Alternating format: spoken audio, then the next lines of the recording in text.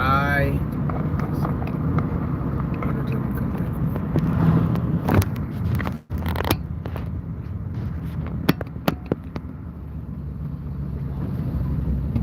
So, you guys had a good night or a good day. Some people are in countries where it's getting to evening now. Yeah, I've been telling you, stay away from those trucks. Stay from behind when you're going uphill, and stay from in front when you're going downhill. Yeah, there are so many dangers to that. So, just take a second off.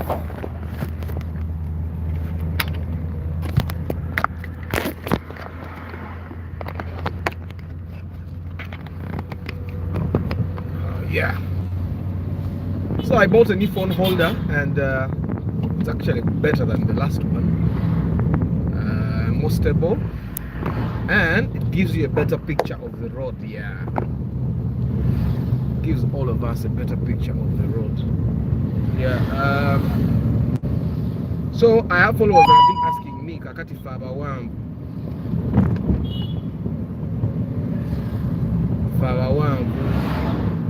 tugule motoka ki, faba mpi tugule motoka ki, faba nene tugule motoka ki. Yeah, so we're going to try to address that and a couple of other things. Did you guys watch the taxi video, and was it satisfactory? Do you have questions that stayed unanswered? Actually, today, yesterday, someone, the other day that we had a live, someone, yesterday, yeah, yesterday, someone asked me about the Toyota Brevis. Today, as I was coming, I found the Brevis. Good morning, Brian. I found the Brevis with it had one of the main issues that happens to Mark IIs as well. The ball joint had broken. Yeah, so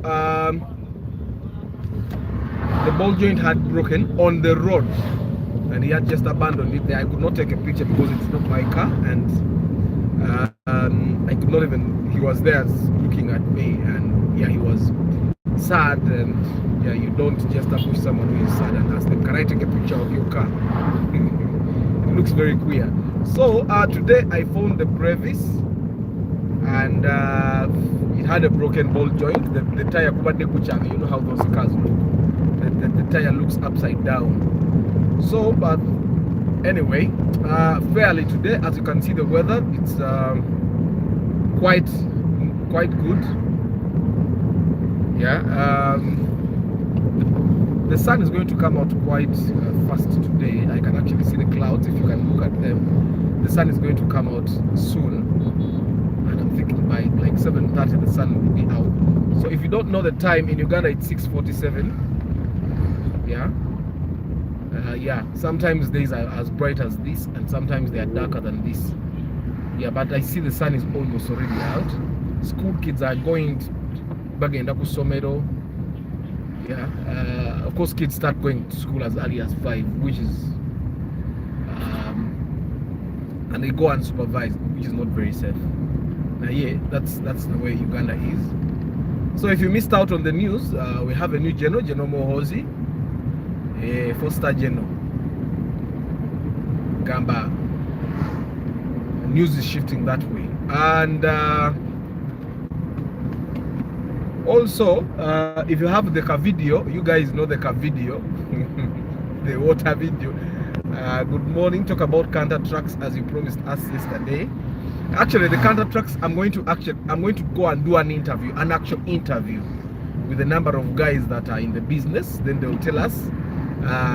I want to start talking about that business when you guys have actually seen what the people that are in the business talk about it. You see how the taxi interview came out. Now you know from the person that actually does it. For some time I've been telling you that you can actually, the money that buys you a wish can buy you a chigege in very good condition. And he confirmed to us that even the chigeges have SC. So if you were thinking the wish has SC, chigege tezina SC, you can buy a chigege that has SC, and your family can actually still move in there. And the Chigege, he told us, at the same price that gets a Wish, 25 million, can get you a Chigege in very, very, very good condition. Yagambi, you can get UBE, UBF, you get, and almost never have UBF, because you can see that Chigege there in front of us is a UAX. You see? So UAX still drives Luwero Kampala, you get, it means it's still good condition. So I'm going to try, we are going to look at the Chigege's UBFs, and then you see like that drone is a UBF, still in very good condition. I'm sure it's going to like Nakaseke. Yeah, and he also said you don't buy a drone if you watched it. If you didn't watch it, you better watch it, especially for you guys that are out of the country and you're going to come back with your money and you want to invest. We should look at all the opportunities that are out there. Don't look at only Uber, yeah, because Uber is good. Uber is quite catchy. You see that Chigege there, the first in front is a UAY, the next one is a UAW, that one is also a UAW, the green one. This one is a UBD. Now that one you can't pay 25 for it. Good morning, Kenneth. Yeah, Edith, good morning. I didn't say good morning to you. Thank you guys for being here. So UBF is actually in very good condition, and I'm sure if you have your 25 cash, you can actually get a better car. You can get a better car. You move around quite a bit. You spend your 2 weeks looking for a car, and you'll get it. UAQ. So for starters, okay, what I know about the canters and the tippers. Okay, now these are trucks that are used to shift people. Some of the tippers are used to take bricks, sand, stones. Okay, now those trucks report between 300 to 800 depending on the car, the size, the power of the engine, the kind of work it's doing, the condition. So you can be getting about 300 to 800,000 get a week. That means you'll be getting around 1.2 million every month. And if you were to buy it brand new, I think you'll get it at around 80 million in the bond, between 60 to 80 million. Yeah.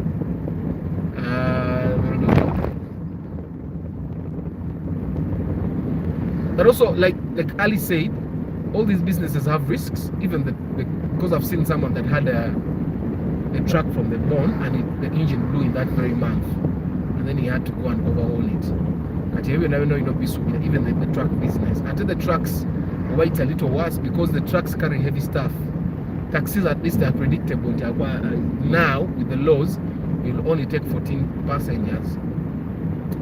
But with the trucks, a lorry can be manufactured to carry 4 tons.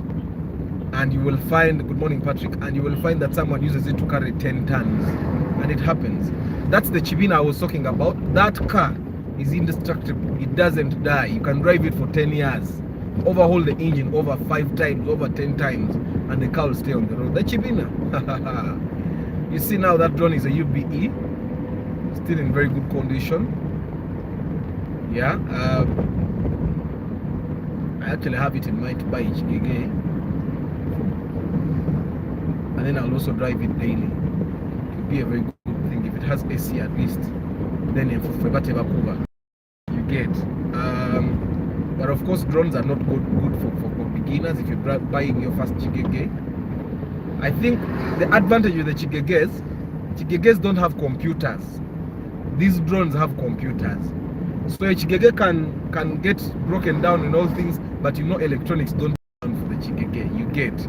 I think that's one reason why Chigeges are still highly priced. You get. The drones can go off the road in the number plate UBA, but you find the Chigege UAV still on the road, UAQ, UAM still on the road. You get. So yeah, and then all over Kamagafa of the red number plates. So also someone told me to talk about how to identify fake logbooks. I'm going to have a video. I'll not do a live on that. I'll record a video just to show you, so that we all know. Talking about fair logbook, because there are people that are driving cars right now. It shows the names that were in the logbook, knowing that the logbook is fake. Some of those things you'll never know. That's what happened to me with the guy, the Ipsum guy. And that's something that was very hard for one to notice. Even him, he did not know.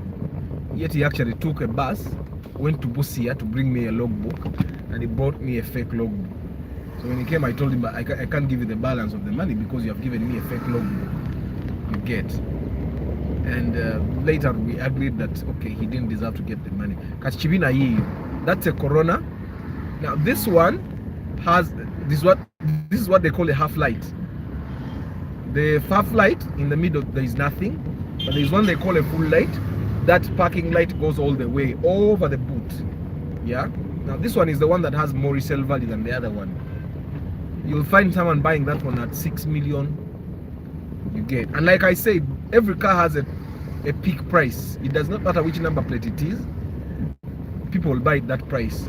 So that one, people can buy it 6, 5, depending on the need someone has for the car and the condition it is in. However, if you found its counterpart in a that is half full light, you'll find it being sold at 4 million or 3.5. So cool. My hands. Let me see yours. Feel them. Ah, yours are warm. So, if you're going to buy a car and you have a small budget, Primo. Okay, I'm going to talk about Primo. Good morning, Ismail. So I'm going to talk about Primo. But if you had a small budget, 5 million, 4 million, and you want to buy a car that will not actually disturb you, that's the car, the one in front of us. You'll buy that car even at 2.5 and drive. I'm telling you, even at 2.5, if you found someone that was desperate to sell, you'll buy that car 2.5 and drive for 2 years. And the only thing you'll be replacing are brakes and doing service. I'm telling you, that is one car that if I were broke, that's the car I would buy. You get. If I had to sell and I need a lot of capital and I'm remaining with very, very little money, I'd look for that Corona. I'm telling you. So don't let anyone tell you there is a car. Then after the Corona, the next car for you to buy is the Primo. It does not matter whether it's super or ordinary. Now, how do you tell the super from ordinary? Now, the only difference between the super and the ordinary, the biggest difference that people tell is the odometer, the clock, echisawa, in the dashboard. The Primo Super has one that has light all the time, whereas the ordinary has the normal chisawa, the normal clock. Then the Primo Super sometimes has silver handles. Okay. Also the Primo Super, the front bumper is different, the back bumper is different. Also the Primo Super has a sleek dashboard. Also the Primo Super has some kind of sleek seats. Basically the Super has the things were kind of refined, made a little better. Yeah, let me just clean the windows again, and then let me put some AC to clean it also from inside.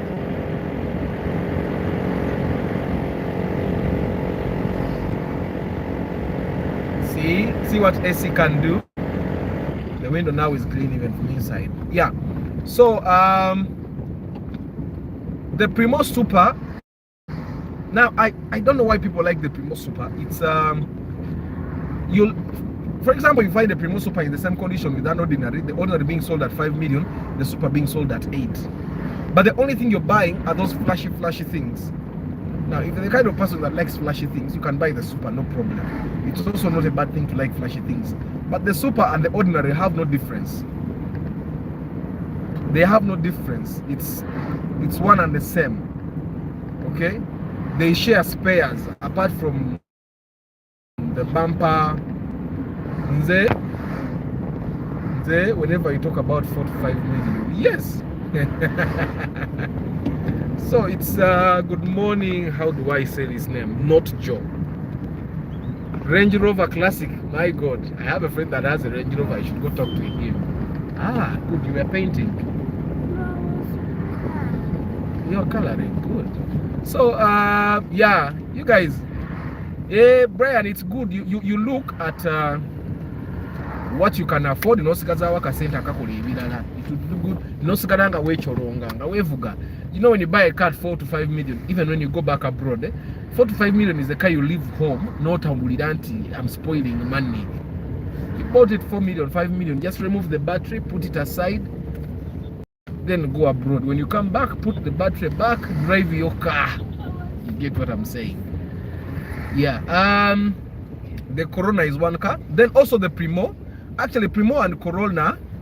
The Corona was like the first generation of the Primo. After the Corona, then they brought the Primo. So just know. But I find that the Corona is actually much more comfortable than the Primo. It's also more durable than the Primo. Now you see this Chigage is a UAU. But apart from the fact that they don't really maintain it very well, they do want some suspension, I think it's fairly good. Now this one you'll buy at around a 15 to 16 million. You get. So I find that 25 for a UBE is actually a very fair price. Yeah. I don't know why today we have a lot of jam. I try to rush. Yeah. So the Primo Super and the Primo Ordinary are literally the same car, and but they also don't die. As a motor car far. That's why you find that people from Masaka, people from the villages, he can come to Kampala to buy a Primo. They show him the Primo new model at the same price, but he wants the old Primo because the old Primo, there is proof that the old Primo doesn't die. People know it doesn't die. That's why when someone actually asks me about a car that is new on the road, I tell them we don't have evidence that it is durable, because when you look at cars like Rumion, everyone that is driving a Rumion, it starts from UBE. Majority of them, UBE and above. Now UBE hasn't even gotten the time to break down on the road. The mechanics haven't gotten time to see what breaks down in the Rumion. You get. So literally the Rumion people are changing brakes and doing service. The way Airtel is treating me these days, I may have to fundraise from you guys, but now their internet is like water, it flows. Yeah, I'm going to review my Corolla one day. I'll wash it properly, make it clean. Leave it. Yes, Martha, good morning. Good morning, Johnny. Good morning, everyone. SUV in Toyota with equivalent of X-Trail. I think the only SUV you'll get in Toyota at 2.0cc is the RAV4. The rest is either 2.4, 3. It's only the RAV4. But the RAV4 is not a bad car. Make sure you get one that, if you can, one that doesn't have the Voxe engine, because the one that has the Voxe engine has a very bad resale value. Yeah. That's a Super in front of us, the Primo, the one that has just passed us. It's the Super. For those that did not know, that's how you tell it. The Super has quite, let's say, sleek bumper lights. The fog lights, it is a little sleek. See, we are in Maganjo. Make a shortcut from yesterday. Yeah, and that's in front of us is the Corolla Chikumi. Now, your first generation motoka yange, because after that one, they made another Corolla Chikumi Kumi, and then after the Chikumi Kumi, they started making my Corolla. Yeah, because the Chikumi Kumi stopped in 1990, I think 2000, and then mine is the 2000 Corolla. That car came before mine. Na yena akamoto ko kalaba the Chikumi one.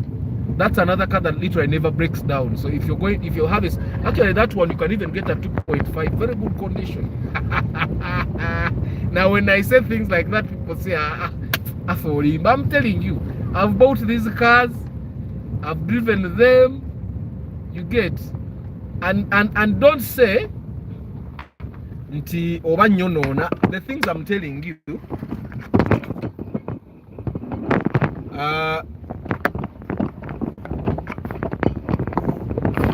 these are things that I've experienced.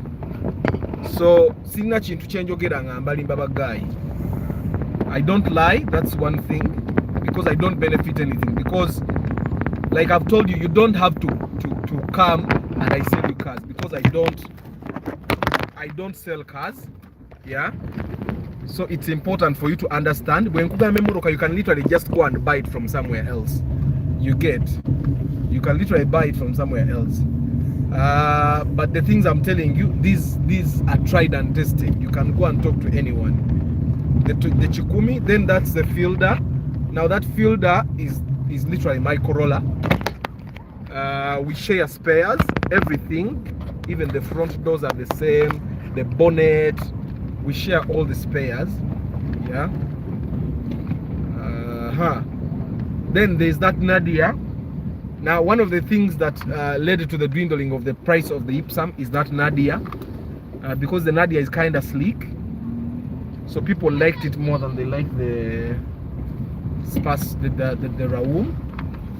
Is the RAV4 two-wheel drive generation good? No.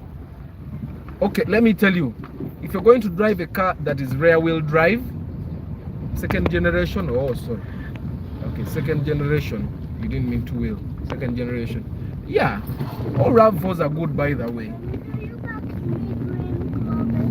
All RAV4s are good, that's one thing I can tell you, because you can literally not break down the RAV4. You cannot break down the RAV4. It's very durable. One thing you need to know about, as the RAV4s get newer, you need to make sure that they don't overheat, because I think it's the thing that happens with literally manufacturers of things. The more they make, the more they reduce the quality, so that you can buy their next issue. You see how phone manufacturers are keep then you see the Vitz I was telling you to buy at 10, it just overtook us. That's the 1.3cc. It's very good.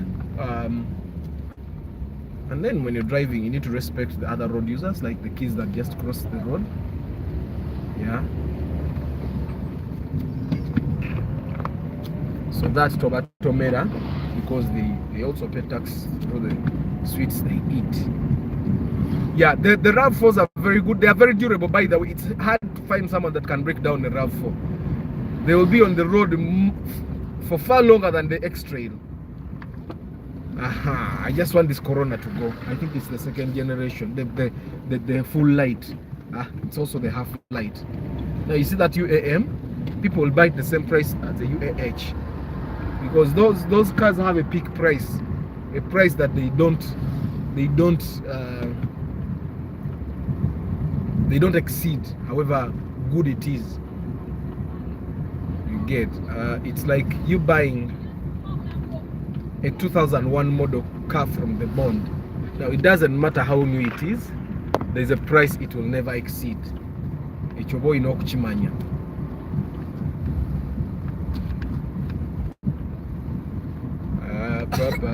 I'm using my shortcut today.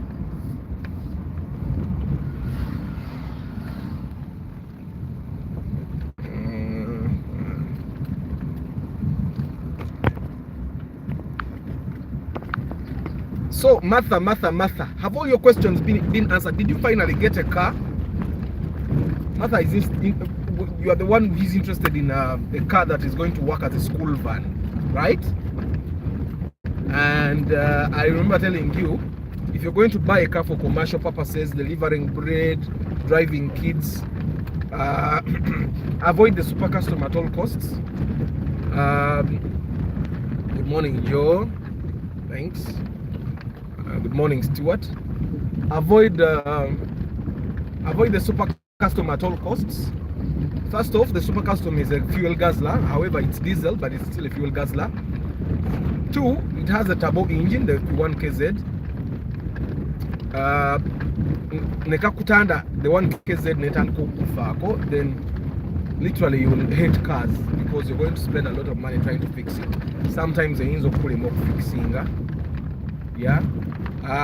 Also, if the gearbox breaks down, That's another thing. Yeah. So try and avoid the super custom at all costs. Gula chigege if you want in that caliber, and besides the chigege takes like 14 people, so it's good. But I also hope you know, you guys, that you can't drive certain cars with your normal B permit. Me, I still have the beginner permit. I've had it for 10 years, so now I want to go and upgrade and put in the permit, the class that drives the taxis. You know, the first class of permit that they give us in Uganda, you can drive lorries, you can drive canters, you can drive tippers, you get. You can drive cars like that, the Defender, the Pathfinder, yeah. But you cannot drive passenger vehicles. You can drive up to 7 passengers and yourself. Those are 8 people. But you cannot drive taxis. You cannot drive coasters. You cannot drive 8-wheelers. You cannot drive 10-wheelers. So for those cars, you actually have to go and put an extra class. No vuga. No local ovuga taxi. Like for the taxi, you have to be, I think, 30 years, and you must have held the permit for over 5 years. You must have had a driving permit for 5 years. That's the other Subaru Forester 2008 something you would recommend.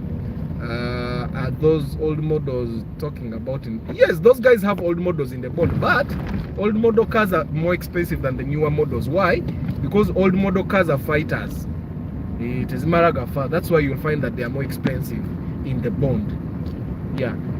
The 2008 model, I think I have a review of the Subaru 2008 model.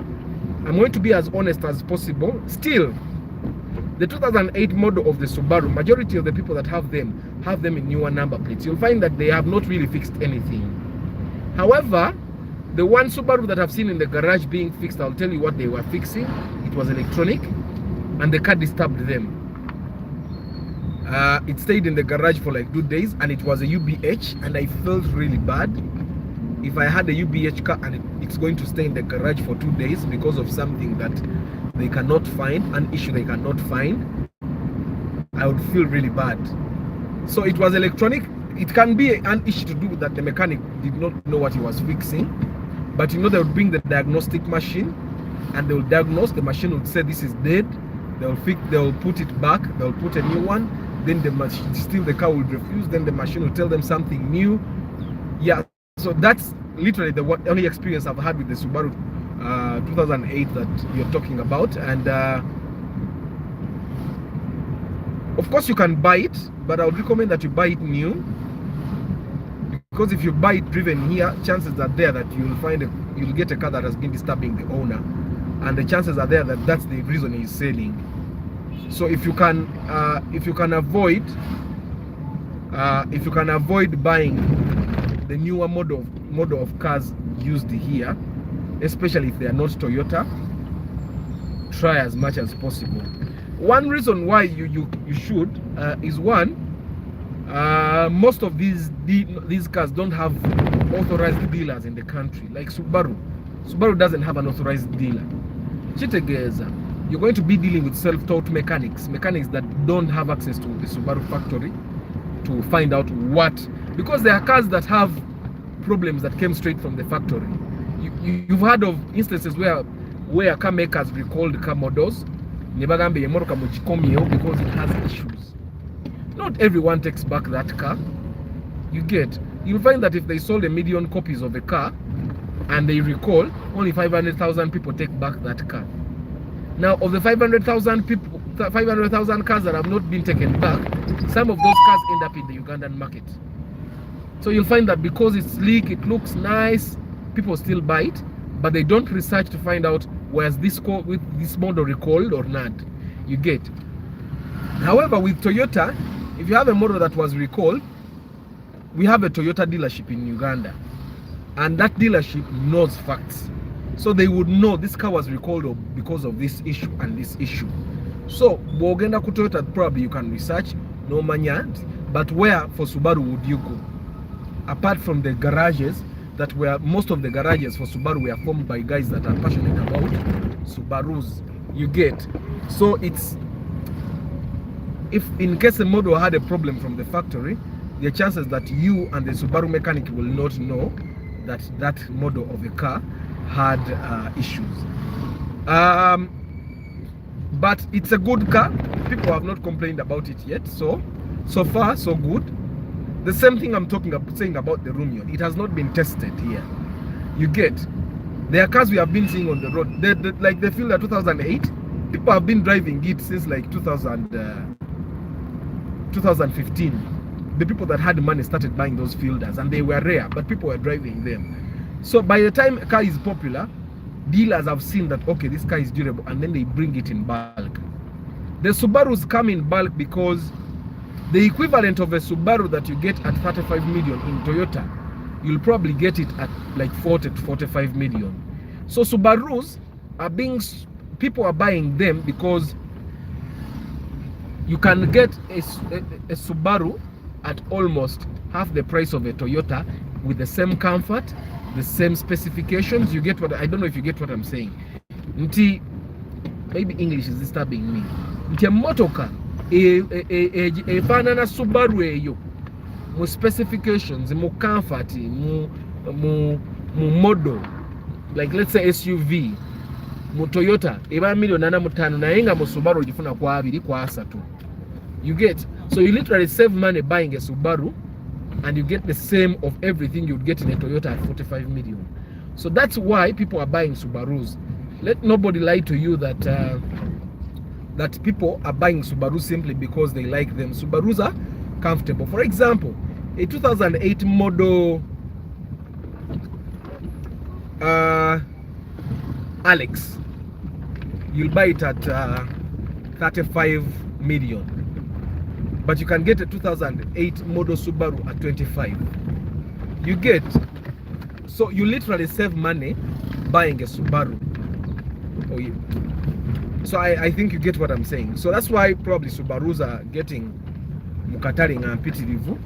And also Subaru in the past, but not now, I think that by the time the Subarus started being very popular, everyone that brought a Subaru was buying because it's unique. Not everyone is driving a Subaru, so I can't afford a Benz, but let me buy a Subaru and I'll be unique. Of course, that is going away. And I'm thinking very soon, I was talking to a friend and we were discussing this, and we realized that in like 5 years, Subarus are going to be as many as the Primos, because Toyota cars are getting to be more expensive to buy, yet Subarus are becoming cheaper. So very soon you'll be finding that people are driving Subaru Legacy on the road, ngabunji ngabo Primo. You get, because as the cars come more on the road, even the spare parts dealers bring more spares, which means the Subaru will be cheaper to maintain. Even the mechanics start to understand the dynamics of this car. It means it will become quite cheaper to maintain a Subaru on the road. Still, the Toyota will be cheap to maintain, but because the Toyotas now are becoming expensive to buy, people will stop buying the Toyotas, and then, of course, people will still buy Toyotas. When I say people stop buying Toyotas, it's like something in a dream. If that ever happens, my God, Toyotas are too reliable to stop buying. You get that even when someone buys a Subaru, they'll still buy a Toyota and keep it at home for the times when the Subaru breaks down. I don't know if you get what I'm saying. Majority of the people that I know that have Subarus have new Subarus. I'll give you an example. The price that buys a Subaru 2008 model cannot get a Kruger 2008 model. Yet the Kruger consumes more fuel than the Subaru. You can buy a Subaru 2008 at 35 million, a Forester.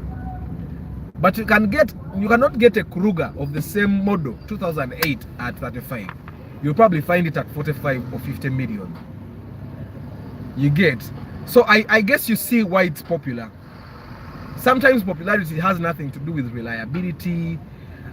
You see, let me show you.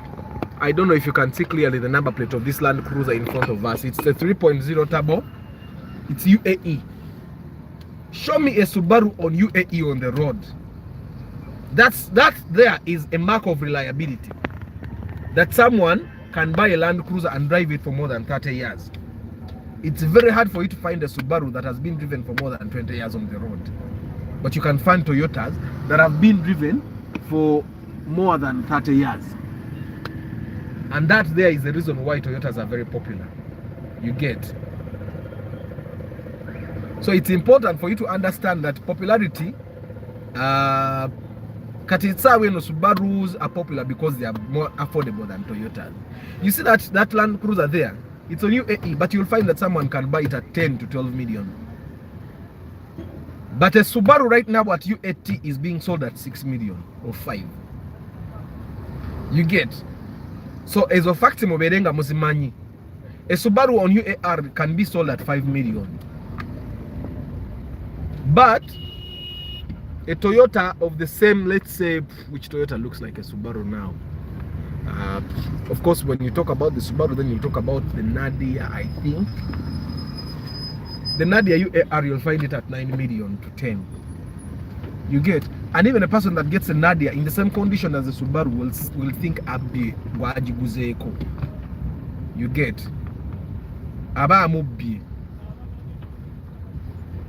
Wow, I like this Land Cruiser still. It looks really nice, eh? For its number plate. You look at the body. That Land Cruiser. It's on UAE, but look at the body. Still very intact though, eh? Even the way it moves, it has been very well maintained. Of course, I think it belongs to a EPDF officer. You can see the thing, Uganda People's Defense Air Forces. But this Land Cruiser is, wow, it's really nice, eh? These are guys I should be talking to. But that's a driver though. It's not the owner. Yeah. Also, I've just seen a drone that's on UAL. Yeah. I think that's the oldest drone on the road. It must have been a government car, and then probably a government or NGO, and then this person bought it from them.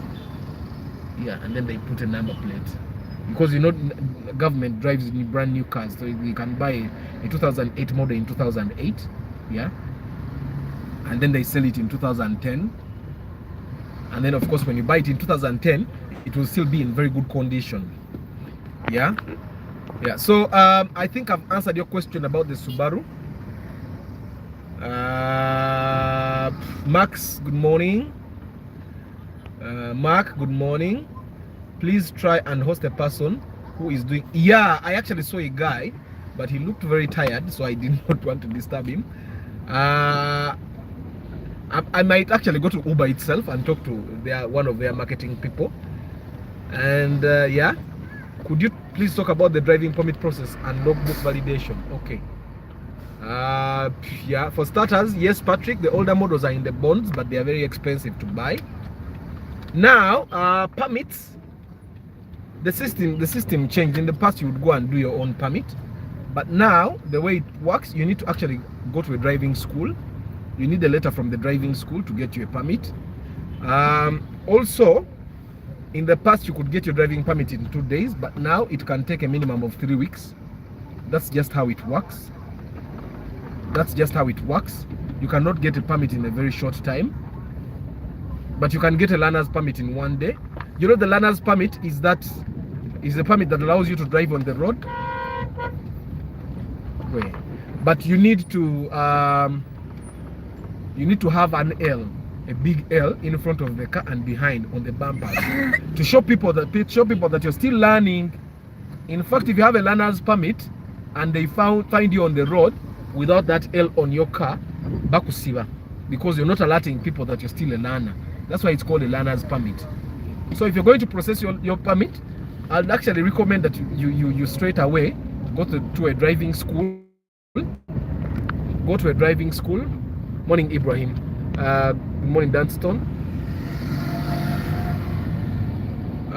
Go to the driving school and let the driving school guys actually guide you. If you can pay them, just pay them. Because even when you do the permit for yourself, you'll spend literally the same. You'll save like a 50K. So, but if you let the driving school people work on everything, doctor's report and all that, let them do all those things, then you just go for the test. The tests are not, and these days,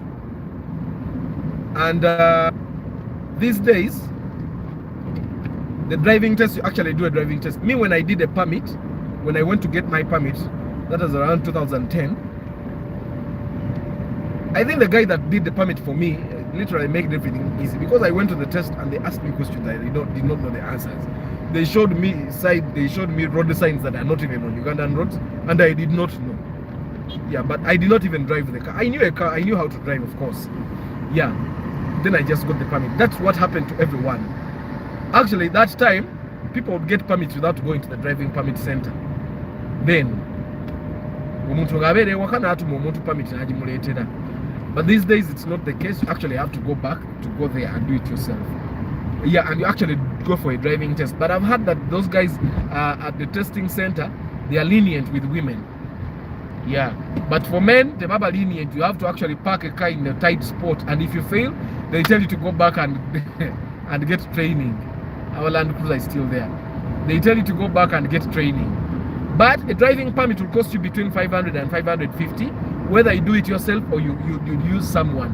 But my recommendation to avoid all the stress, go to a driving school, give them part of the money to start processing, okay, and then finish the money whenever they tell you, and then go for a drive test. They'll even guide you how to pass the driving test, and then they'll guide you when to go pick your driving permit. In Uganda, it's just things that simply, sometimes they are very easy for you to use. Just use a broker. It's like the same thing to get a birth certificate. If you try to do it yourself, you'll never get it. But if you get someone inside Mira, you can get a birth certificate in one day. You get. So the same thing with the driving permit. Just use the driving school, or with all that knowledge stuff to try and know everything, so that you use your time to do other things, more valuable things with your time. You get. Just use a driving school. It will cost you 500,000 or 550, not more than that. Whether you use a driving school or you do it yourself. In front of us is a Ractis.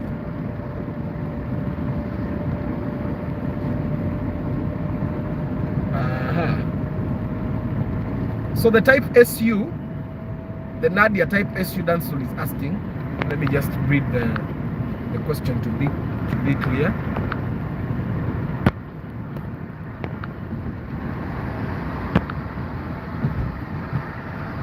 Since you mentioned Nadia, let's talk about what's the difference between the.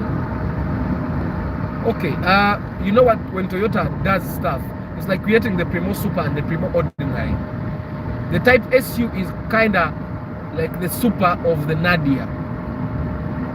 You get? It's like the super of the Nadia. It's literally no difference. The difference normally you will find in the lights, that the lights look more sleek. You'll find that the dashboard looks more sleek. You'll find that the bumper is different. You'll find that the seats are different. You get? You'll find that it probably has a better radio. You get? You'll find that the door handles, the ones that you use to open the car, you'll find that sometimes they are a little different. Normally there is no much difference. What they do is, when they create a model of a car and they sell the number of copies that they desire to sell, let's say the target is to sell 100,000 copies, and they sell 100,000 copies and they are done. So their next goal is to sell a little extra. So they modify the Nadia. They create the type SU, okay? And then they advertise it like the modified version. If you have a Nadia, then there is this new Nadia that is better. Then they show you everything that is better, probably navigation. Then they probably show you the lights that are sleek. Then they tell you this Nadia is for the youth. Then they tell you probably it has bigger tires. Then they tell you it's probably as big as the SUV. I don't know if you get what I'm saying. So normally that's what they do to sell more copies of a car. And yeah, I'm driving on the normal Ugandan roads. Someone was asking if they can raise the space. You don't have to raise the space. If my Corolla can go through these bad roads without trouble, then my brother, you don't have to raise a Toyota car. Toyota cars are fighters. Yeah. So they just modify and then they sell more copies of the same car. And sometimes they do this because the car we are talking about, probably the sales have dwindled. And Kampala Motors, okay, I'm going to try and research that and see. And then, okay, yeah, I'm I'm just getting light to me, because now for privacy issues I have to change the phone to face me. Yeah, and then I need light. See, this might actually be a better phone holder and the rest. So yeah, Kampala Motors, someone has just informed us that Kampala Motors is authorized dealer for Subaru. Okay, so if Subaru has an authorized dealer here, then probably you are safe. You can buy Subaru, but I'd recommend you go to Kampala Motors. You know, your own assessment would be better. You go to Kampala Motors and talk to the guys there and see if they actually are an authorized dealer. You get, sometimes someone will say I'm an unauthorized dealer because the factory never monitors anyone, so it doesn't care whether someone declares themselves an authorized dealer or not. We've seen that with airtime sellers. Yeah, you get okay, this thing is making a lot of noise. I have to find a way to lock it up here. So that's what I'm saying. But if Kampala Motors is authorized, I'm thinking they know everything there is to know about the Subaru, so they would be a very good place to actually start from when you want to buy a Subaru, if you want to research. But Google is actually a very good source of information to find out problems. If you're going to buy a car, especially if you're going to buy a car from the bond or in new condition, you would actually Google problems. Let's say problems for the Corolla 2001, and if that car has any known problems, they will come up in Google. They'll tell you this car was called because of this and this and blah blah blah. You get, and when you see recalled for this, that's a car to avoid. You get, for example, we want to go electric, but there are cars that have been reported to catch fire in the US. They have been reported to catch fire, especially during the storm that was happening. And so if you go and buy a car when you know you're going to be living in parts where, like Bududa, where there is a lot of water that can come and destroy stuff, just know your Tesla will catch fire. So electric cars are probably better. They are created for, if you buy it and you're going to be driving it in Kampala, you live in Tinda and work in Mokoto, not as far as that, because even when it breaks down, then you know that you can actually get someone to fix it. Oh guys, my car is a manual. I can't fail to brag. You cannot see my gearbox. I'm going to actually modify this phone holder so that I can brag. See, that's number 2. Then that's number 3. I'm sure there are guys that love manual cars, and right now they are feeling bad for themselves. My God, I wish I was the one driving that manual car. Munange vivawo, don't feel bad. Some of us were lucky, number 1, number 2. You don't know the kind of control you feel when you drive a manual car.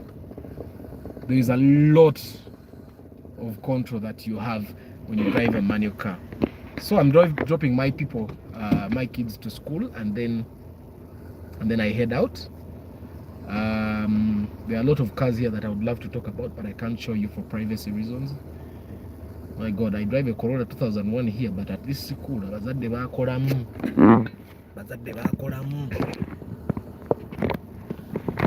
Corolla kange emu ku mmotoka enkadde eziriwo.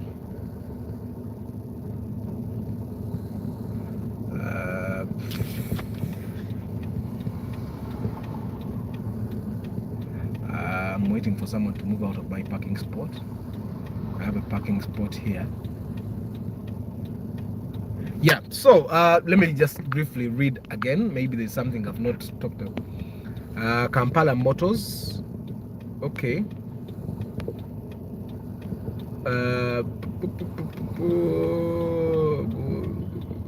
Actually, popularity doesn't mean reliability. Yes, popularity doesn't mean reliability.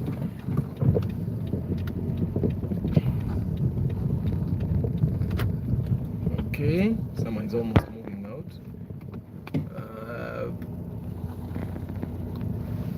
Okay, Aban. I'd like to tell you guys that if you want to compare an X-Trail which is 2.4 cc with a car that is 2.0 cc, it would be totally unfair because 2.4 it basically has a lot of power. You get.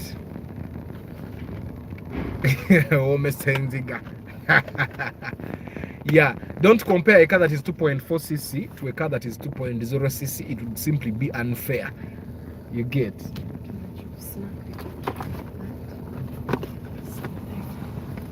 Yeah, but you guys, the other thing I want you to know is that when you want a car, when you feel you want a car, buy it. Jigule.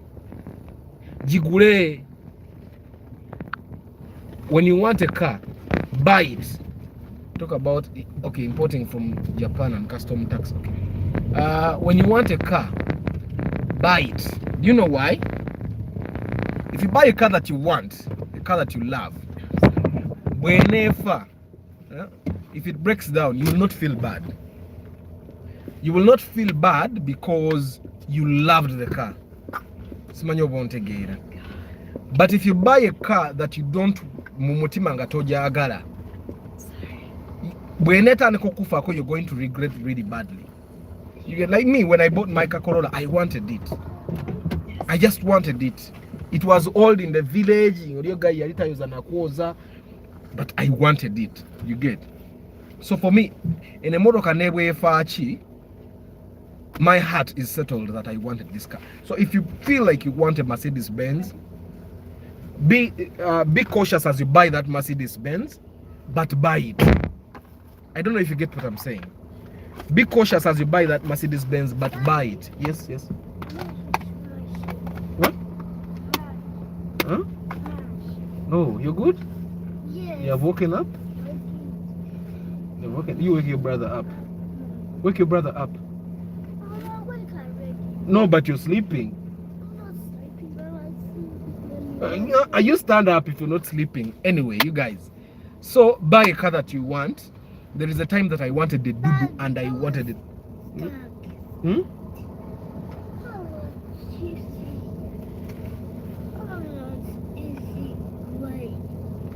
I don't really get what you're saying, but I know you're saying something. Who cried? So you guys, what I'm saying, there is a time I wanted the Dudu and I really wanted that Dudu. If you guys know what a Dudu is, me, first of all, I'm passionate about manual cars. You get, I'm really passionate about manual cars, and my wife is particularly not very welcoming to the idea of manual cars, but I'm trying to get her to fall in love with manual cars. But because it would first of all be a very good thing to have manual cars at home for me, and I find that manual cars save fuel. Nkube Endo for like 4 kilometers from my home. Probably that's why my car even saves fuel. You get Nkube Endobo. And also I feel in control when I'm driving a manual car. Like if I were driving an automatic car, I'd be scared. What if the brakes fail? Because if the brakes fail in an automatic, I feel like I will not have control. But if the brakes fail in a manual car, I can literally just engage. I can literally just engage number one and I'll be braking. You get. But in an automatic car, brakes fail and they have failed. I don't know if you get what I'm saying. That's how I feel. But I feel good just changing the gears. In fact, I'm almost importing a gearbox that it has 6 gears for my Corolla. But in a way, I'm thinking, where will I drive gear number 6 from? Because already number 5, I'm going really fast. So if I have a 6 gear car, my God, won't I get to Masaka in like 60 minutes? So, if you want a car, buy Kanarin Jagara Dudu. You working? Yes, I'm working. Okay. Yeah. So I wanted the Dudu and I wanted a manual car. So we go to this guy that Yadiate Mabu Dudu that he would also resell, and we found this Dudu. It was I think it was a UK, and it was yes, I am. It was manual, and my God, I enjoyed driving this Dudu. It was really nice. my experience with the Dudu, the only time that Dudu actually broke down and I felt really bad was the time we were wiring, and I spent 3 days on the road. And the only reason I gave up on Dudus was the wiring, because they literally never die anything else. The engine is intact, apart from the one that I bought when they had already put diesel fuel. So of course the problem was human caused. It wasn't because the car has its inconsistencies. The car was consistent. So I drove that car for like a year and I enjoyed it. And then there's a time I just wanted to drive a Mark II, Toyota Mark II Musota, and I drove it and I enjoyed it, and it was manual too. And Patrick Patu Soko J. So this is my buddy. He's called Patrick. He drives the Karibu. What year is your Karibu? 99. So we are going to have a chat with him. So these are my I have a channel called For the Love of Cars, and these guys are really passionate about cars. So I tell them I drive a 2001 Corolla and I love it. So they are always banje ya kamoruka kanga kakadero achivuge motoke nkadde. So this guy has a 1999 it's also a Corolla. Corolla Karibu, eh? We're going to talk about it, and he has driven it for as long as I know. I'm bringing him. So one time we are going to have a chat, and then you'll see what he loves about his car. For 9 years now. It's on UAE. He can afford a new car, by the way. Nayaka motoka kagara. So we'll have a chat with him, and then we'll see. Kale Patrick. Yeah. So he literally loves his car, and yeah, so we'll have a chat with him one time, and then you'll see what he loves about his car. And it's funny. Of course, it's automatic, but when he bought it, immediately when he bought it, that very day he went and put. I'm going to talk about that, the logbook. Don't worry. So the moment he bought it, he went and put a new engine there, and then because he bought it very cheaply, so he put a brand new engine, and then for 9 years he has been driving his car. So logbook validation. Now validation of logbooks only happens when your car is in a green logbook. You remember those green logbooks? They are literally untraceable. I think I have a copy of the logbook that I bought in one of the cars. Naji scanning, so I'm going to print it out when I'm doing the logbook thingy, and I'll show you. I also have a copy of two of the cars that are still in my names. And okay, I have this adult thingy here. I'm going to block those guys. I don't think these guys spam, eh? So they will be spamming me and you. So they are not. Let me see.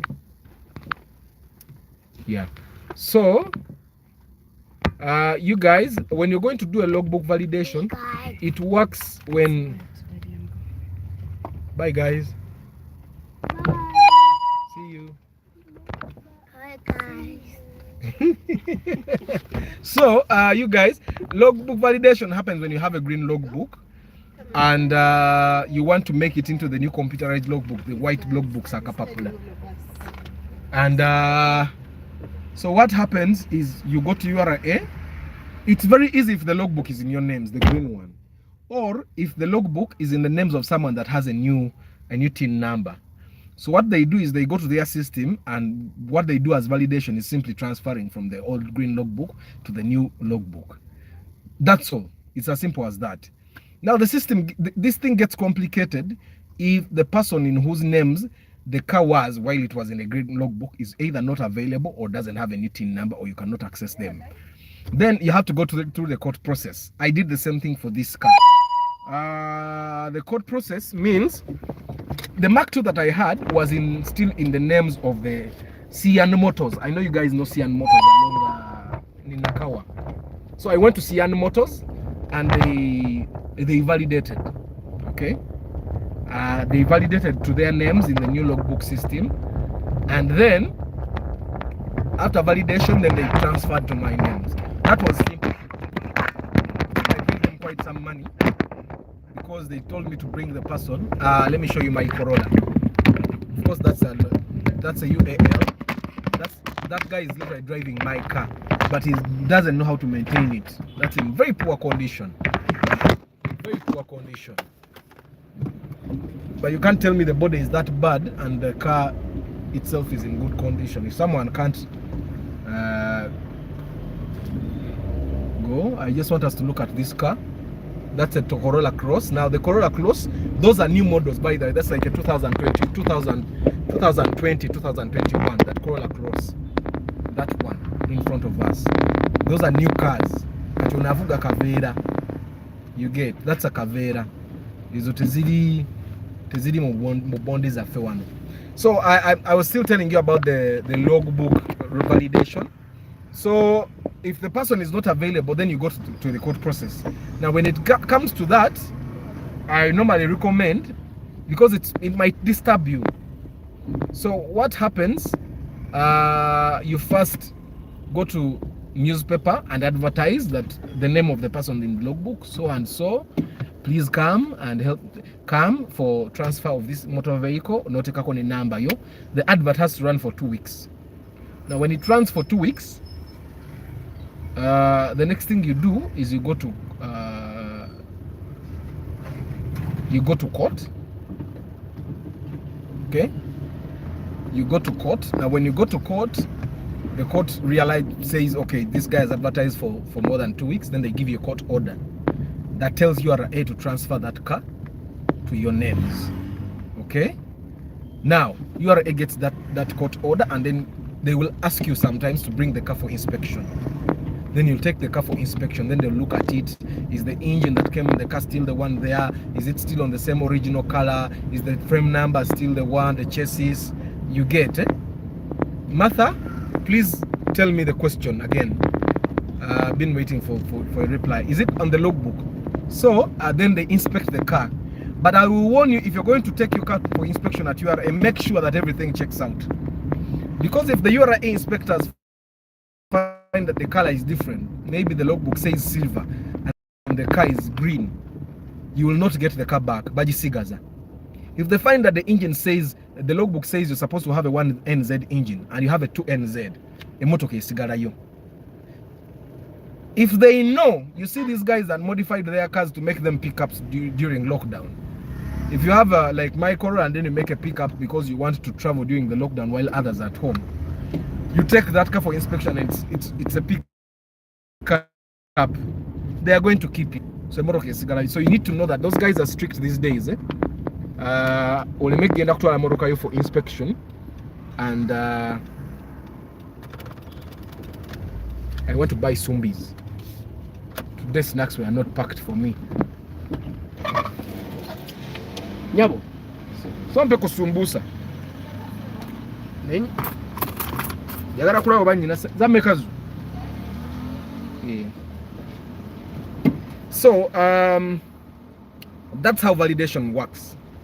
However, that's why I normally recommend that if you're going to buy a car, you make sure that you buy a car that is in the current logbook system. You see, even when you're selling your car, when the brokers want to sell your car for you, the first thing they'll ask you, why? Because they know the new logbook system it's easy for someone to transfer the car to their names. And even if they didn't transfer, right now you cannot buy third party when your car is not in the new logbook system. You cannot buy insurance. Actually, today, traffic officers can stop you. They put your number plate in whatever app they have, and they see that your car is not in the new logbook system. You get, and just like that, and stuff like that.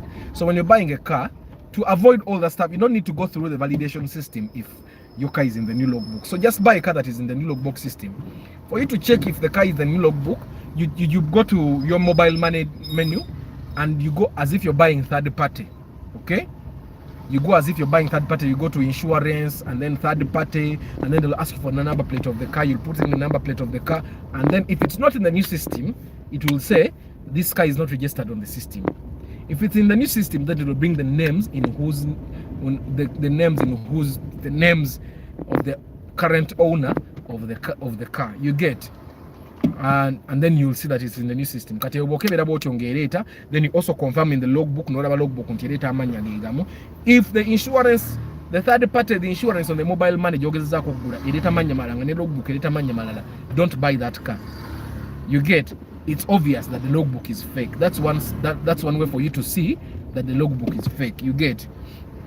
But if it brings the same names, the other thing you need to do before you buy, when they show you the logbook, this is the owner of the car in the logbook, they should be able to give you the number of that person also. So the way you want to get the number of the person whose names is in the logbook, you call that person. No mugamba, I'm being in a motoka bajinguze essaawa eno. Oja. Why you want to ask that person is that you want to make sure that you're not buying a car that has balance. Because trust me, even if you drove a car for 2 years, if this person has evidence that the person they sold the car to did not pay their full price, they can find the car and take it. Don't be lied to. Like me, there is a Mark II that the guy never paid me and he sold it. I know he sold it to Ginger. I have my guys out there. They don't have to take the car. They'll just pluck the number plate off, throw it in the toilet. Now that person will look for me because he cannot get a new number plate without me because the car is in my names. So just be careful. Before you buy a car, call the person in whose names the car is and tell them, I'm buying this car. Does this person owe you any money? And if the person says that person doesn't owe them any money, then ask them, will you transfer for me? And then the person will tell you the terms and conditions of transferring the cars to your name. Sometimes they'll ask you some money. Transfer forms. You get it? And that. And if you have seen that works for you, then you go ahead and buy the car. I think now we have talked about the logbook system. Now, if the car is in the new logbook system, go to this person. If this person doesn't have access to computer and internet, again, and a laptop here. Actually, sometimes you can even use the phone if you know. Then log into their TIN number. Okay, go to the transfer. I'll probably show you one time. Go to the motor vehicle system, and then find there is a menu there that will show you transfer, and then you'll feed in your details. They'll come automatically. Then you'll fill in the TIN number of the person you're transferring the car to. Then his details will also come, and then you'll confirm, and then the website, the URL website will give you a number of forms to print. Pay slip. That person has to pay, I think, 80,000 to the bank or 90. Yeah. And then there is a form for you to sign. The person who is transferring or the person that is transferring you has to sign on that form. Then the person will also give you their national ID. Okay, and they'll sign on it. And that's it. You go to the bank, pay. Then take those forms to URA, and in a number of hours or a number of days, the car will be in your names. And just like that, the car is in your names. So I hope I've answered that properly. I think I've tackled literally all that. Patrick, have I answered you? Please reply.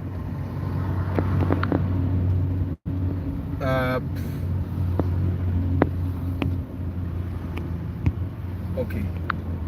I think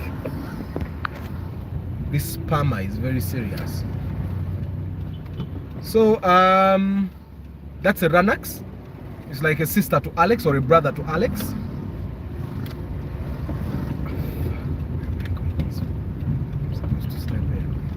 It's like a brother to Toyota Alex, and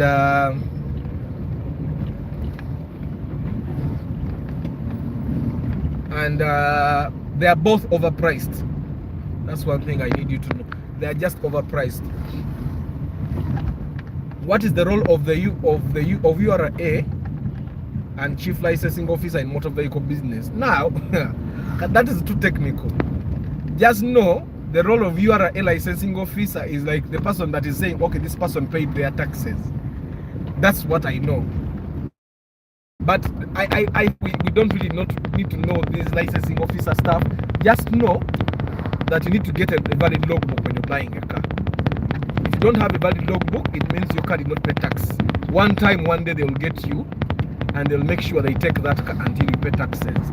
That's why if you have gone to URA, you see that place where they do transfers, where I think they do even, where I think they You apply for new number plates and all. If you went to that place, you will see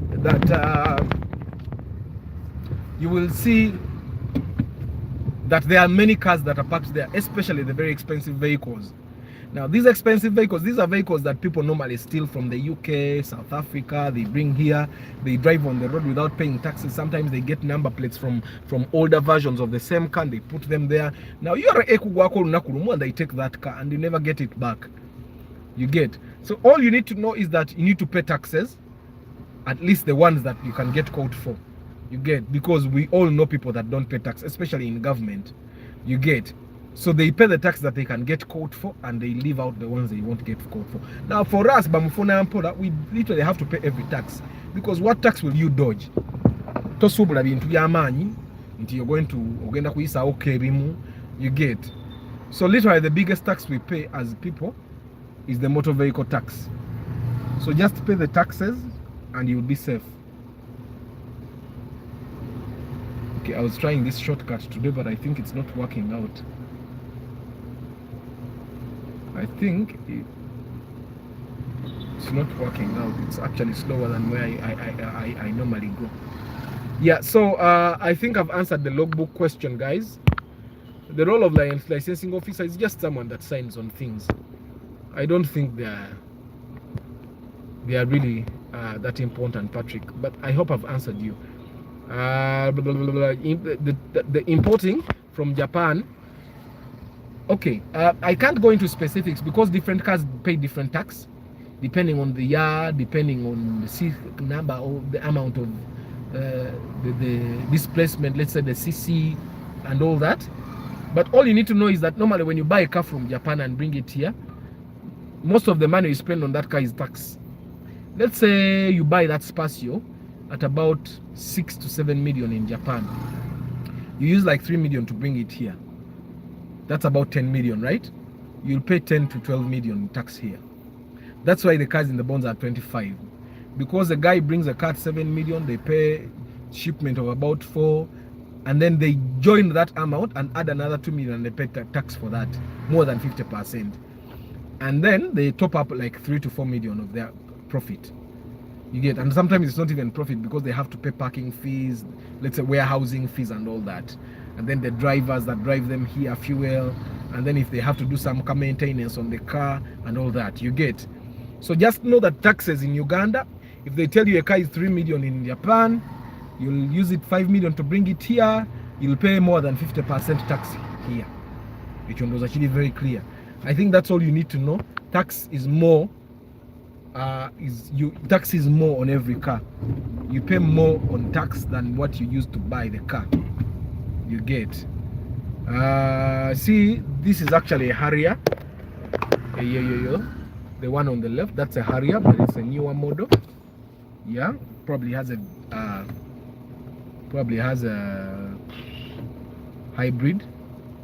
Not sure, but that's a newer model.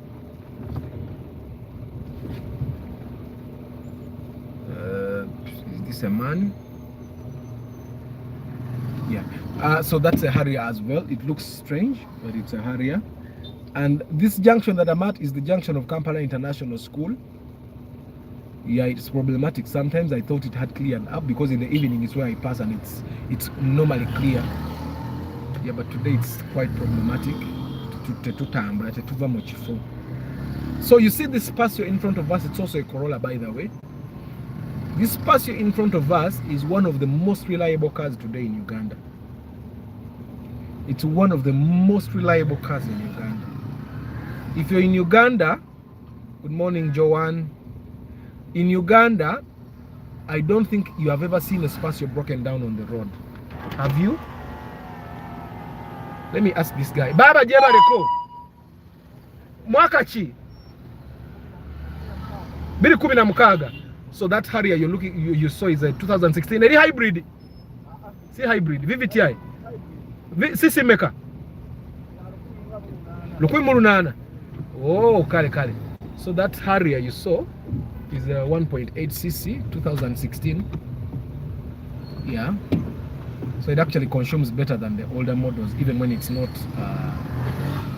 hybrid. So that's actually a good guy that I think would give you a review if he knew you, because he has answered my question without giving me problems. So I'm going up here. I'm not going to go that side. So guys, if you want to buy a car, by the way, just buy it. But you need to buy with caution, because there are cars that have their own problems. You get, like the Pajero GDI has its problems. You buy. I'll tell you a story. One time I want to get this guy that we talk about his experience, because we warned him before he bought a Terios. I warned him remotely. He doesn't even know that I warned him, but I warned him through a friend of mine, and he went ahead and bought a Terios, and today he gets lift from his friends. He gets lifts. He bought. But I think he's satisfied. Motimagwe, he knows that he bought a car he wanted, so I know he's satisfied. He can't complain. Yeah, he can't complain because he wanted the car. That's the same thing I'm telling you. Bobo yagale motoka jigule, so that when you get problems, toina bogenda kunenya. So if for example you want to buy a super custom, when I've clearly told you avoid the super custom, buy it so that when it's on the road, you say, when it breaks down finally, you say, but then you can't blame me because I told you. You get what? So if you want a car, buy it. Now we are facing a church, one of the beautiful churches I know. It took a long time, like you know, all Anglicans, they can build something for 40 years. So they built this church for more than 20 years, but finally it was done, and it's simple but looks very nice. It's aesthetic. That church, I don't know what name they have for it, but it looks very nice. Yeah, these are the Bukoto traffic lights. Yeah, that church looks nice. I like the way it looks. Just buy a car bobo jagara. Ate, guys, sometimes it's a good thing for you to go. It's good to go through experiences yourself. Don't let people tell you. Like Arthur is telling you stuff. This is out of experience, okay? But because if I don't have experience about something, I don't tell you that I have experience. Like the logbook process, I've gone through all these processes. Okay, so that's why I tell you. And I'm telling you, I took my Corolla for inspection and I didn't know that they can trap your car there. These guys didn't tell me. But somehow, and the paint had gone from silver to gold. The paint before I resprayed this car, it was silver, yes. But there is there are colors that don't look like the colors they are said to be. So it was silver, but it was almost gold. So the URA officers just kept asking, no silver, and I know that's silver, by the way. It's silver gold. You get it? Because that's when I realized that, okay, this is serious. Because when you enter that side of where you take the car for inspection, coming out, you have to come out with a clearance form that says, okay, this car has been cleared to go. You get it? And then they came to the tires. It's supposed to have 185. It has 195. They said, and I told them, but people put tires. Tires have no problem.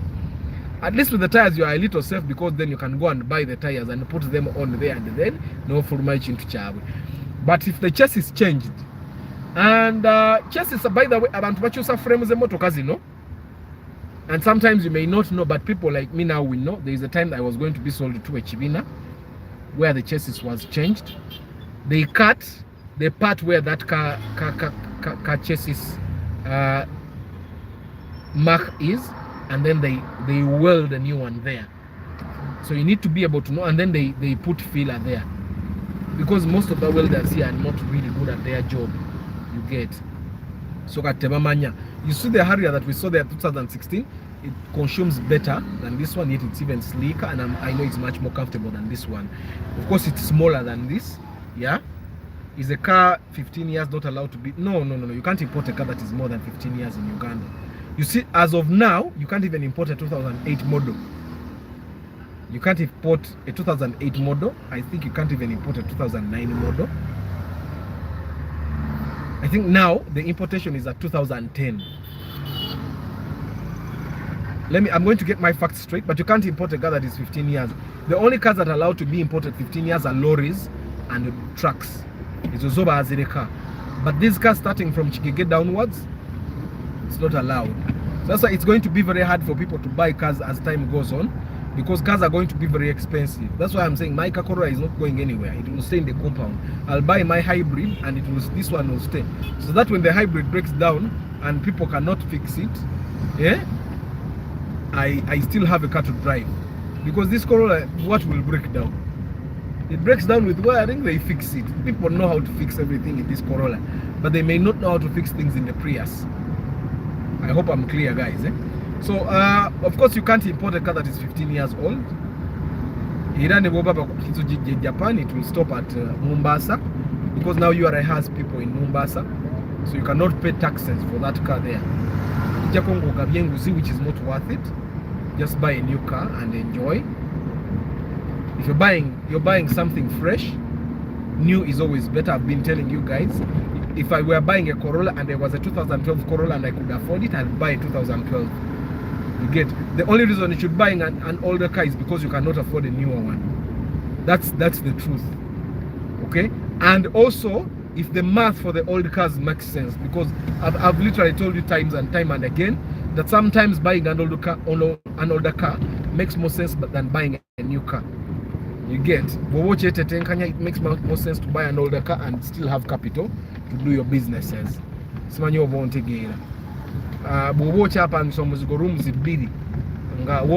don't even have parking space. Why are you buying a car from the bond?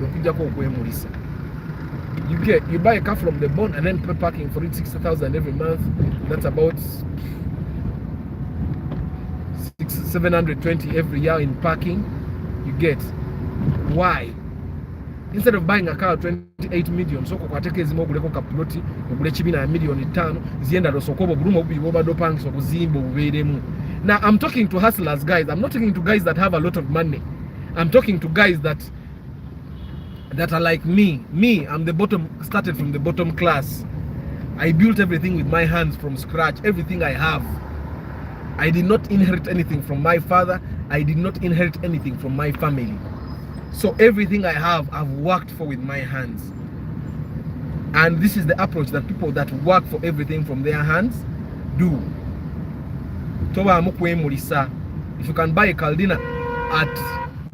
can buy a Caldina at 3 million, if you have 28 million, for example, buy a Caldina at 3 million and it moves, by the way, those cars, it doesn't even have you get? The only reason you'll be driving a 2001 Corolla is if you can afford it and math makes sense. Like for me, the math makes sense. But if the math for the Corolla stopped making sense, trust me, I'd get a Chivina. I'd get a Caldina. If you're a hustler like me, it started from the bottom, now I'm here. And for example, you have traveled to Qatar, you have managed to get your car 30 million. Why come and buy a car out of the 30 million? You get?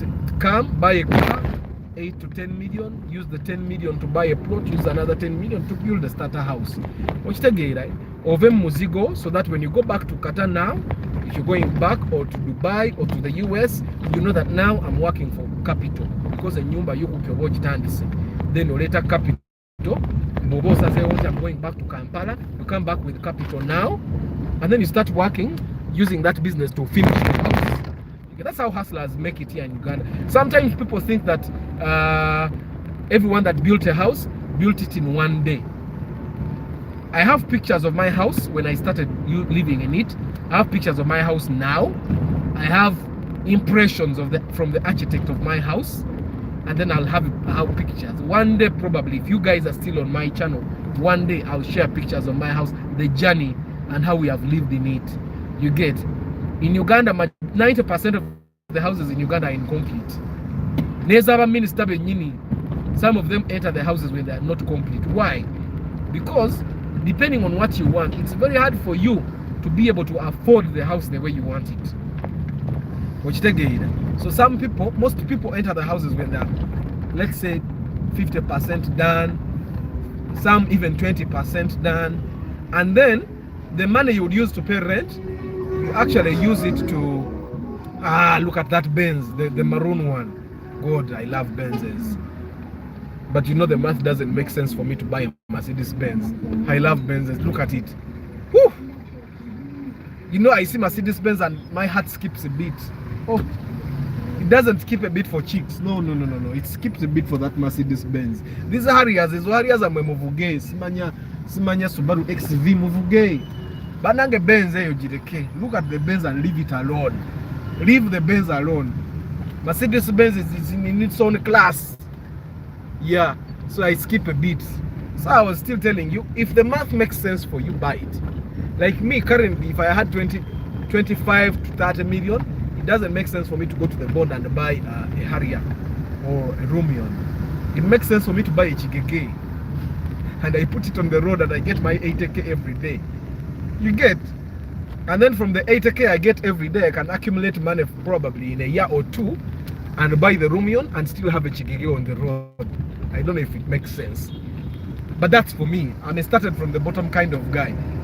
I understand that not everyone is a started from the bottom kind of person. So now I'm heading to Nakasero. Yeah, I'm heading to Nakasero. For you guys that are not in Uganda, I think you are enjoying looking at the environment in you. The environment you have missed to look at for a very long time. Yeah, there are actually uptown places in Uganda where they don't have portals. Thank you very much for sharing your real life experiences that works and helpful for hustlers like Brian. Yes, my brother Brian Kakati. But you know, there is excitement. Yesterday, that's why I did a video on excitement, because I got one of my followers here excited about buying a new car. And it felt, I know the feeling that he has. I've been there before. But let me tell you one thing. For me, I always have someone to slap me on the cheek and say, Arthur, wake up. Like Kasim, the Benz mechanic, for me, he's my Benz guy. There's a time I went to the Benz, I had money in my pocket, 5 million, ready to pay for a C200. Kasim said, Arthur, tuvewa no. Your Benz si ya milioni tano, ya milioni nya tugende. Bwabata kwa ata milioni nya, let's go. And I tell you, Kasim, kama tukangakada bikabulunji. Kasim told me, Arthur, gendo tedeke sent.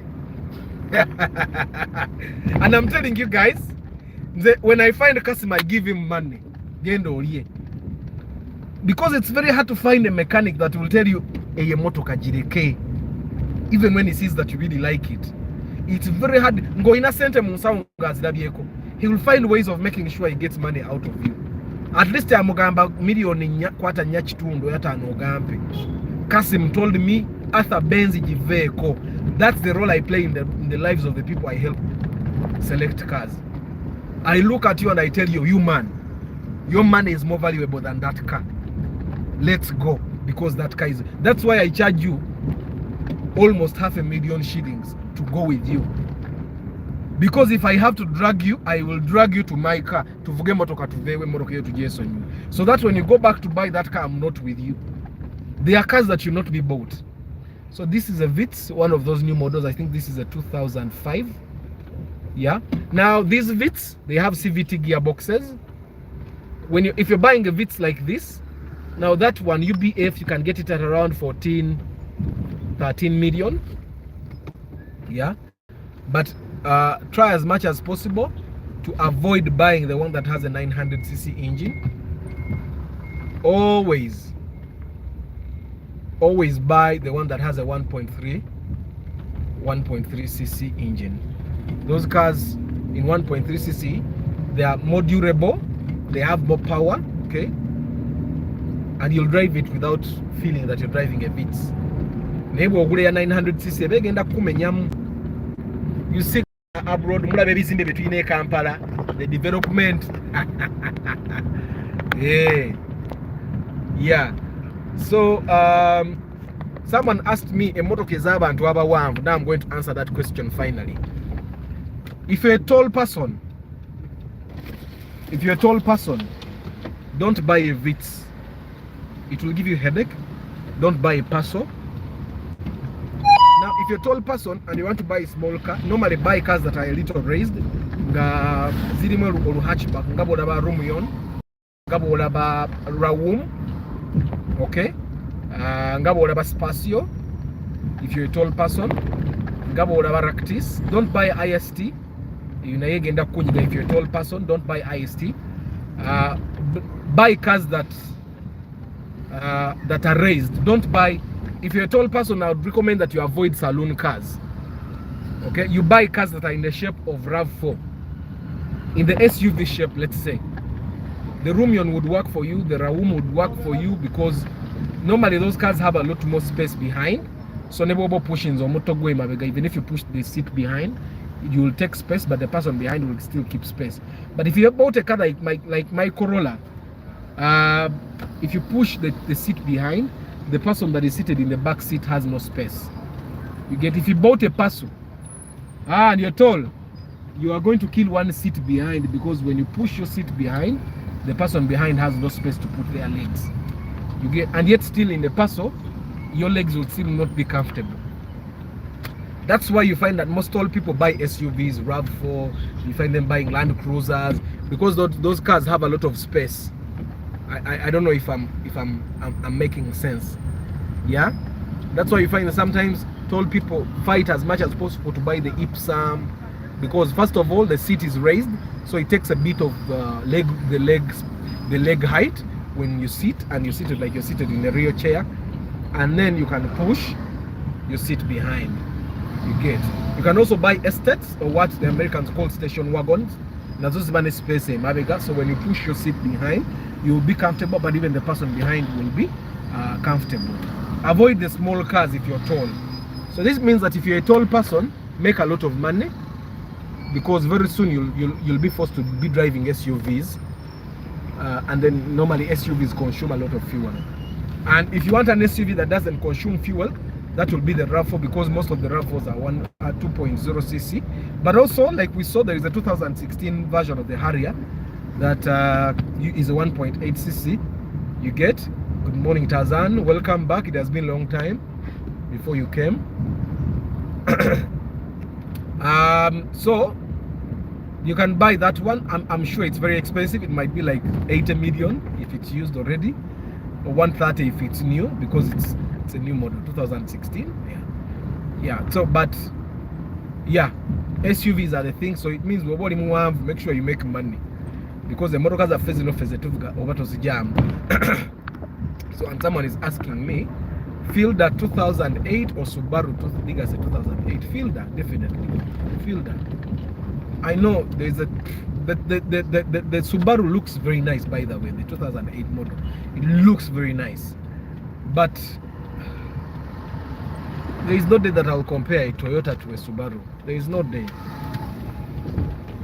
The only thing that happens with Subaru is that most of the times the guys that drive Subarus are passionate about them. So even if the Subaru is a bad thing, is a bad car, it's a bad car, people say what's out here. Yeah. So this is my friend also. He drives no, it's the camera is changed. He drives an Escudo. Which year is this? This is 1995. 1995. So this guy, I'll let him tell us, he's a director, Capital College of Accountancy and Management, for the guys that want to do SCCA, CPA, and he drives this Escudo. Very soon he will be telling us why he's stuck in this old car. It serves him. So you tell them about your institute, so that the guys that want to study CPA, SCEA, they can come. Yes, Paulson is my name. I'm an administrator at Capital College. We teach CPA, Certified Public Accountants of Uganda, and yeah, I would love to encourage members who would love to join accounting to come and do CPA with us. Yeah, so for you guys, if you did accounting, for you to be internationally recognized as an accountant, you definitely need to do those courses. So he drives an Escudo 95. Soon we'll talk about that one as well. It's a good car if you find it in good condition. He has been driving it for a long time. It's manual as well. Oh yeah. And he would not get away. So one time we'll come and talk to him. All right. Kari. So I would never compare a Toyota to a Subaru, guys. I would never compare a Toyota to a Subaru. And actually, don't make a mistake of trying to do that. Just know Toyotas are in their own league. First of all, they are reliable. Everyone knows how to repair a Toyota. But also, it so happens that the resale value of the Toyota is actually very high. But for the Subaru, that's something I cannot say. Any day, if someone is selling a Subaru Legacy 2008 and another person is selling the Fielder 2008, the person selling the 2008 Fielder will sell in 3 days. The person with the Subaru will sell in 2 weeks, and these are facts. So, but of course, the things I'm talking about, I'll say it again. These are for hustlers like me. Today you're driving a 2008 model, but tomorrow, because your business needs capital, you want to downgrade and get a 2001 model. So you need to sell it to be able to raise the capital that you need. So Fielder, definitely, guy. Okay, I left the light in. You see, the good thing about new cars, it actually tells you when you have left the lights in. And you know what happens? I have a very good battery. At my kids' school, I parked for like, I think it was 15 to 20 minutes, and the lights were in. Yeah. Anyway, it's manual. So, Spacio or Wish. I have 2 reviews, guy, at Uganda. I have 2 reviews, and if you have not watched them, you go and see. I have a video on the Spacio old model. I have a video on the Wish, I think 2007 model. And the 2007 model, you can even get it at 12 million right now. So then you'll see both of them and compare. The biggest difference is that the Spacio is 1.8. Of course, there are Spacios that have 1.5, but most of the Spacios I know are 1.8, especially the new models are 1.8. But the old models are 1.5 cc. But like I say, the Spacio old model is overpriced still, because you'll find someone selling to you a Spacio UAU old model at 12 million. Yet at 12 million, you can get a Wish UBA. You get, and then it has a VVTi or Spacio new model. I don't have a review on the new model yet. I'm going to do that. So compared, the new model, most new model Spacios have 1.8 cc. So I would not compare it to the Wish, definitely. The only reason you should buy a Spacio new model 1.8 cc is if ujagala bwagazi.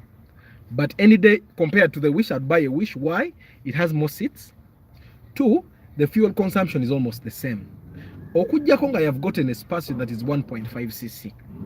Also, if you get a Spacio that is 7-seater, ejja kunywa mafuta. Why? Because first of all, you won't be comfortable. It's a small car for 8 seats. Yet the Wish has sufficient space for 7 for those number of seats. So any day, I would tell someone to buy a Wish. Okay. Also, I find that the Spacio is overpriced, because a Spacio new model UAY, you'll get it at around 13 to 14 million. Yet you can get with the same amount, you can get a UBA UBB Wish in good condition, by the way. So I find that the Spacios are generally overpriced. So any day I'll tell you to go for a Wish. Okay, the Wish literally has no problem. The only problem the Wish has is that the bumpers, because it's a little low. Forget about the body, Ronald. Forget about the body. Let me tell you, the body is strong if you're a bad driver. Like me, I've literally driven this car for over a year and I've not knocked anything. So the body of the Ipsum is stronger than that of the Corolla. The body is stronger if you're going to be knocking down things. If you're not going to be knocking down things, people have driven Wish for 5 years and they cannot complain about the body. The only downside with the Wish is that because the bumpers are big and they are low, the bumpers can sometimes be a menace to manage. But there are clips that you can put on the bumper and the body to make it firm. Also, some people that have Wishes have made bumper guards down there. Those things keep the bumper up. You get. Also, talking about the Wish, the body being strong, if I get a 1.8 cc a 1.8 cc Spacio, and then I get a 1.8 cc Wish, you'll find that we almost consume the same amount of fuel. The extra will be like 5k, which for me I find very worth it, because in the place where I live, with those 7 seats, I can literally take my neighbors and they'll give me fuel money. I'm talking about hustlers though. There are guys that will drive and they don't feel but me, I feel the pinch in the fuel, and I feel the pinch in the fuel, yet even I put full tank. So there's someone that drives but they put 10k every day. That one feels the pinch even more than me. You get. So I'm telling you that any day, if I had to choose, I would choose the Wish. It has more advantages. If you're going to the village in your Wish, you can literally stop at a stage in about 7 people or 6 people. So if you're going to a place like Gulu and the taxis are charging 30,000, stop at the stage, charge 20, give the stage guy who has given you passengers 5k or 10k, and then you will not be buying fuel to and fro. Something as simple as that. You do the math makes more sense. You get. So any day I'll tell you to buy a Wish. So Valvematic I think 35 million, depending on the condition, of course, and the year. And I'll tell you that the Wish Valvematic consumes better than this normal Wish. The Valvematic is like the new Valvematic is like the improvement of the VVTi. It consumes very little fuel. You get. Yeah. So okay, most of my messages have actually gone. Okay, they're here. So if you can afford the Valvematic, buy the Valvematic. You will see the difference, by the way. Ojja kulaba ng'obuuza banna abavuga wishes n'endala onywa amafuta gammeka nga naawe olaba gonywa nga it's almost like you're driving a starlet. You get. So I think I have answered almost everything. No, actually my son's name is Aban, Abban, not Aban that. Aban is a religious name. Aban, there was a saint in Britain, in the UK, in Britain. Long time ago, he was called Saint Aban. So we had to baptize these kids, and you have to look for names that are religious, that mean something. And then this guy died as a martyr and all that. Yeah, so I wanted to find someone that was in the church, heroic in a way. So that's why I got that name. Yeah. Of course, I know people that name their kids Arsenal. And you ask him, how much can I get a Wish UBD? You can get it at about 15 to 16 million in good condition. But you can even get 13 because a Wish is 25 to 27 million. Then the normal Wishes. So I'm thinking you could get just count between 13 to 16 million. You can get a Wish UBD. But of course, sometimes matters of pricing depend on the time you're buying, who is selling, ayagarachi, and all that. But you can get at that price. So do you guys, I'm giving you a few more minutes for you to give me questions as I pack my things to head to office. And as I answer those questions, then I head out. I hope we have had a very good time. The chat has been worth it. I enjoy my times doing the lives. What the Airtel in Kolachibi, you can buy 20 GB today, and by the end of the week it's over. And Ngato's Koliseza live because I have internet at office. I have a different internet service provider. Ne Airtel wabinyo, babinyo. They steal our data. Yeah. So no more questions, guys. I don't have a bond, by the way, Ronald. Like I say, I don't sell cars. I'm not a mechanic. I'm simply someone who is passionate about cars, and I'm sharing information with you. So that probably if I made a mistake, you don't make it. If I was ripped off, you don't get ripped off. The only thing I do is I help people check out their cars to make sure they don't get ripped off, they don't get a bad deal, and also to make sure they don't get a bad car. But I don't have a bond. I'm also not a mechanic. I'm just passionate about cars, and my goal is to make sure that you guys get the information. Also, the other thing I do is I sell tracking devices. I'm a marketer, by the way. I'm a marketing person, professional, and I also help businesses streamline their marketing operations. Business one of the things that I can help your business do is streamline marketing of neighbor customer nga bangi nga bawera sustainable va ku bino bibagamba nti ame marketer najja nakolera promotion n'agenda n'ofuna ba customer ba mwezi gumu oguddako n'oddayo ku zero. No, me, I create sustainable marketing plans, marketing strategies. A marketing strategy, the marketing strategy I can give you is one that can last you for a lifetime if you follow it. Of course, that doesn't come cheap. For me to develop a strategy for you, it can cost you up to 5 million, depending on the size of your business and the targets that you have as a business owner. Of course, marketing is not cheap. But here, for you, for the love of cars, I sell tracking devices. And the tracking devices I sell, they give you the power to stop the engine of your car. Neboboli London. ng'emmotoka eri Kampala, you can, by just pressing your phone, stop the engine of the car in Kampala. You can call the tracker in the car and you listen to what the people in the car are saying. You can see where your car has been. You get? You can see where your car has been, and in the 24 hours, a week, a year, you can see, you can track it. You can track it in real time. Not like kusimu nogamba kati eri wana egenda wano avuga speed weight. You can even say, I don't want my car to go beyond this speed, so that when it goes beyond that speed, you get alerts. You can get alerts when someone touches your car. You get alert when someone starts the engine. You get alert when someone overspeeds. You get alert when someone goes beyond the place you told them to go, not to go beyond. You get. And the tracking devices I sell are just 350,000 shillings, including installation. Boboli around Kampala, we bring the tracking device to you. If you're outside Kampala, you get a foka transport, a katono tono, and then we come and install the tracking device there and then. So, so those are the things I do. Wanoku YouTube, of course.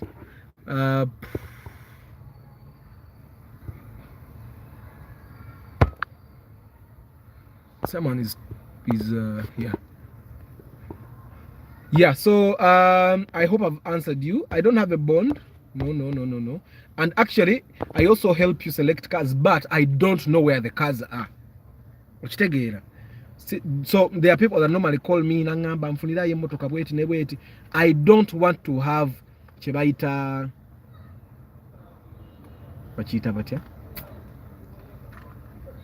I don't want to have double interests. So you find the car, you talk to whoever finds the car for you, and we go together. And then we look at the car, and then I tell you in a Moroka, of course, there are cars that I normally come with a mechanic. If you're going to buy a Mercedes-Benz, I come with Kasim. If you're going to buy a Toyota, I have my trusted guys. If you're going to buy a Subaru, I have a Subaru guy. If you're going to buy a Mazda, which I never recommend, of course, there is a Mazda guy. If you're going to buy a Volkswagen, there is a Volkswagen guy, which, of course, but there are cars I normally don't recommend. Get someone to actually check it for you. You get. So yes, conflict of interest. Thank you, Brian. I knew the interest, but then the conflict of that. So I don't want to have conflict of interest. So you spot the car you want, and then you come and pay me, and then we go and I advise accordingly. You can get a number of cars, like 5 cars, and then you spot where they are, and then we get a day. I drive you in my car. We drive around with a mechanic that I've decided to go with, and we go together. Mechanic now view yang. And then at the end of the day, my goal is to make sure that you get a good car, because one of the Moroccan nunji, you'll tell many of your friends to come and give me money. And then afterwards, I also recommend you to get a tracking device installed, because if you buy a car 10 to 12 million, that 10 to 12 million can go in a day. You get. But if you had a tracking device installed, you can get it back in like 3 hours. You have a chance of getting your car back, and you will not spend a lot of money. The only money you'll spend, you'll go probably to a police station. You get, because you'll be tracking it live. That's the only thing you will spend. If you don't have a tracking device, you go to the police, statement, all that is money. So the 350 zen tracking device, I said that was little money, because literally the day your car is stolen, you spend 1 million shillings that very day. Because of panicking,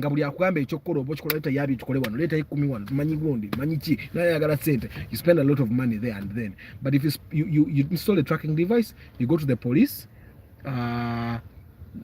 record the statement, get a police officer, and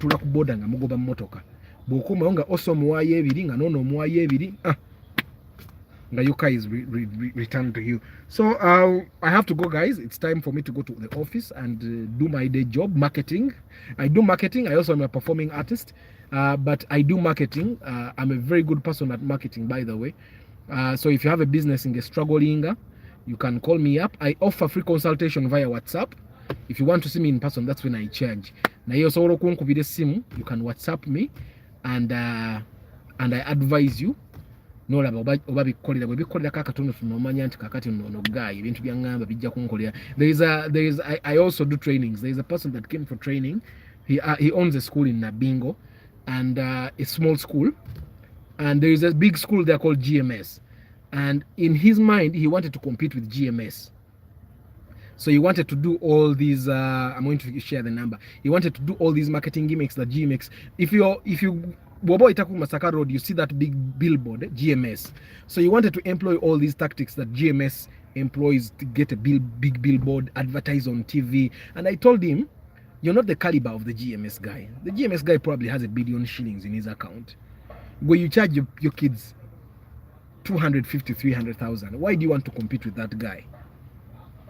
You need to study your market, abazadde bo kiki banoonya, okitegeera, and give that to them, and compete with the schools that are in your caliber in that area. I told him a bunch of other things, and I told him, Boboli Mugezi, he paid me half of the money for the training, and I told him, if Boboli Mugezi, the way I am, ebintu byakugambye olwaleero, you don't need training.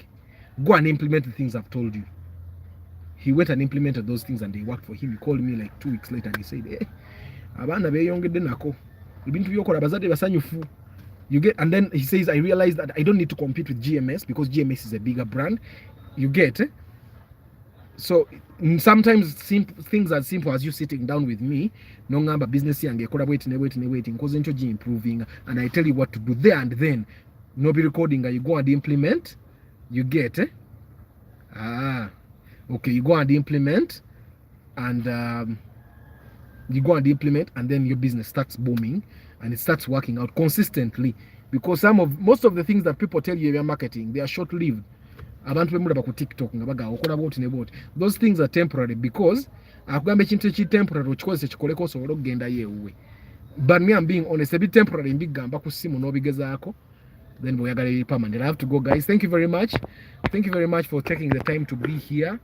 Olunaku olwaleero nsaba Mukama abateremu nammwe obwangu nange anteremu. Martha, Brian, Patrick, Ronald, Tazan,